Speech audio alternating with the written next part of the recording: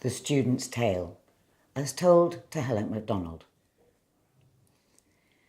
There's a window and the rattle of a taxi and grapes on the table, black ones, sweet ones. And the taxi is also black.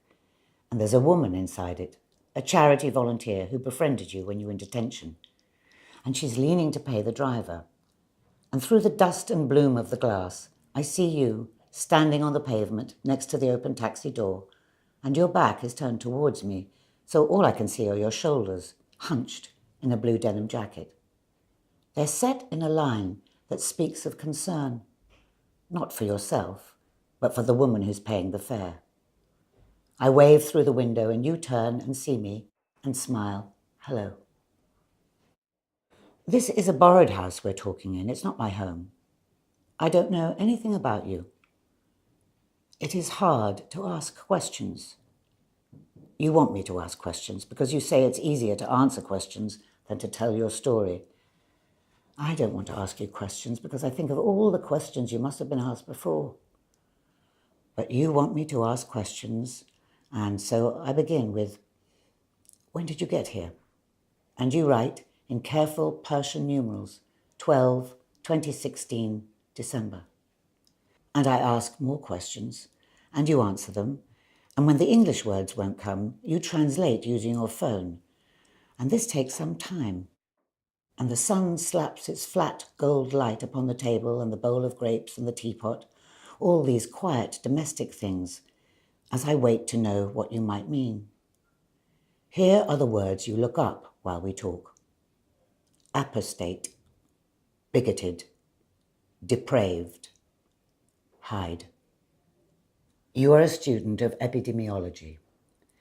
Epidemiologists study the mode of transmission of disease, the way it runs through populations from person to person.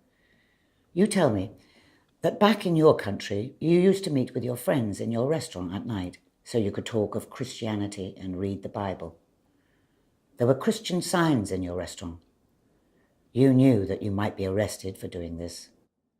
Secrecy is paramount, but faith is also faith.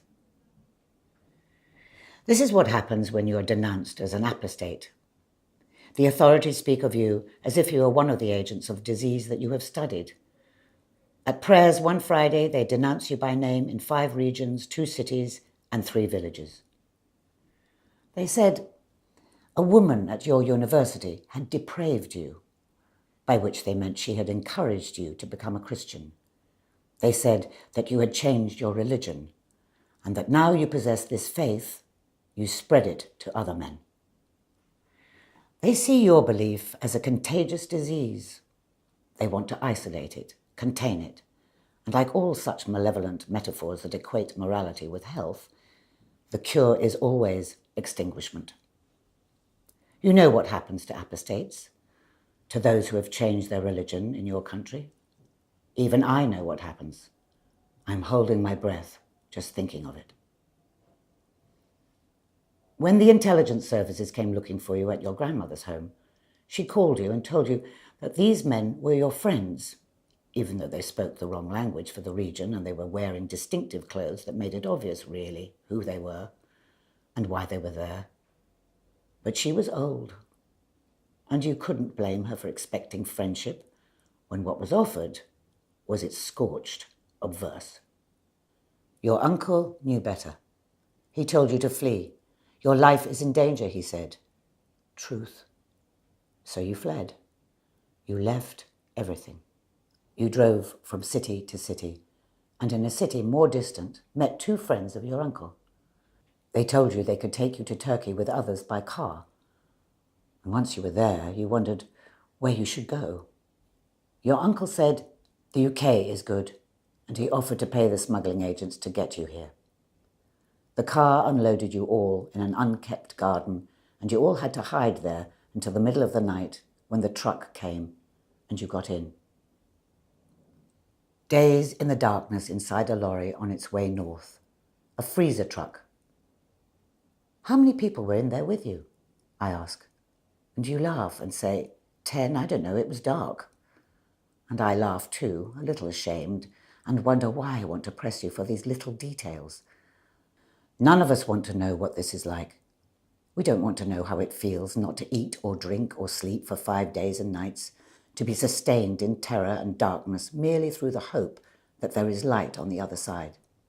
None of us want to know what it feels like to be threatened with a knife, as you were threatened, to be held at gunpoint by people you had paid to bring you to safety.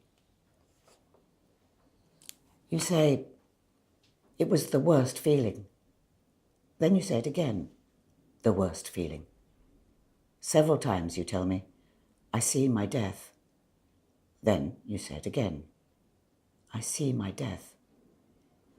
The hardest things, I realize, you are saying them all twice. And what I am thinking, as you say sorry into the silence, while you wait to be able to once again speak, is this. I think of how scientists have only just found out how our brains make memories. They used to think that we record a short-term memory, then archive it later, move it to a different part of the brain to store it long-term. But now they've discovered that the brain always records 2 tracks at once, that it is always taping 2 stories in parallel. Short-term memories, long-term memories, 2 tracks of running recollection, memory doubled, always doubled, which makes everything that ever happens to us happen twice, which makes us always beings split in 2. You are an epidemiologist. You are a refugee. You are also an asylum seeker who has seen detention center inmates cut themselves with razors, lash out in violence, numb themselves with spice.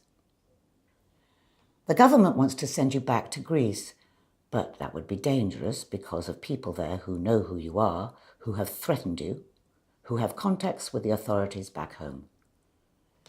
So now you are in a hostel with 400 others. You have to sign in once in the morning and once again at night. You are a student, a brother, a son, who manages to speak to your family back home through Telegram, through WhatsApp. And you're also a man who asks the receptionist for help when violence or sickness breaks out in the hostel and watches the receptionist shrug dismissively and no help comes. All the things you see between refugees, you tell me, are harmful for brain, for mind, for spirit. You say of the hostel in the quietest, gentlest voice that there, nothing is good, really. Nothing is good. It's a very nasty place. You tell me twice that some people have not even any clothes. In December, you'd call the police from the frozen dark inside the lorry. The police opened the doors and took you to a cell, questioned you, detained you for 72 hours. And when you requested asylum, they moved you to an immigration detention center. You were there for 80 days.